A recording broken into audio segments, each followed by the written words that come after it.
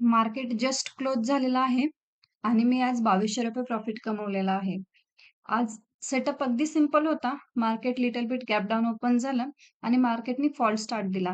Fall दिल्यानंतर एक upside retracement आली थोडीशी आणि नंतर अगेन फॉल सुरू झाला. ज्यावेळी फॉल सुरू झाला त्यावेळी मी या ठिकाणी थोडंसं वेट केलं. मार्केटनी परत त्या ट्रेंड लाईनला टेस्ट केलं, जिथं रेझिस्टन्स घेतला होता आणि तिथून फॉल सुरू झाला.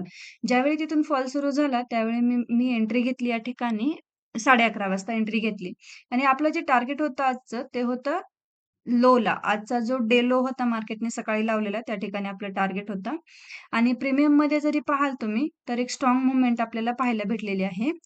मी एंट्री घेतली होती प्रीमियममध्ये जर का पाहिलं आपण 220 च्या ठिकाणी मी एंट्री घेतली होती आणि माझं जे टार्गेट होतं ते होतं 280 चं. पण त्याच्या आधी एक अलीकडे आपल्याला रेझिस्टन्स पाहायला भेटेल.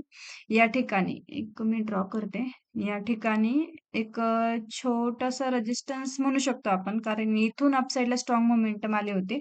पण या ठिकाणी मी माझा ट्रेड क्लोज केला, कारण की इथून शक्यता होती की मार्केट अपसाइडला जाईल.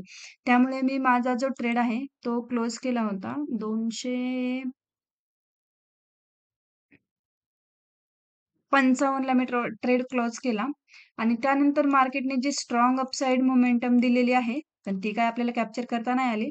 पण आपण 35 पॉइंट या ठिकाणी आज कॅप्चर केलेले आहेत.